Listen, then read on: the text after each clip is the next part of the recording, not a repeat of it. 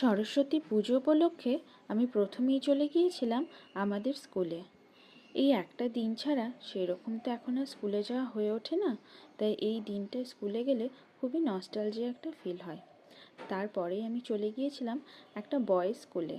এটা খুবই পুরনো একটা স্কুল এবং অনেক দিন থেকেই এখানে সরস্বতী পুজো হয়ে থাকে এবং প্রচুর মানুষের ভিড় হয়ে থাকে।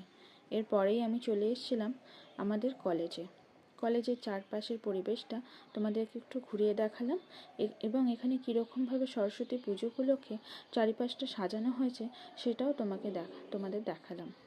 এখানে সেলফি জোনও হয়েছিল, যেখানে সবাই সেলফি তুলছিল এবং দোতলার ঘরগুলো খুব সুন্দরভাবে সাজানো হয়েছিল।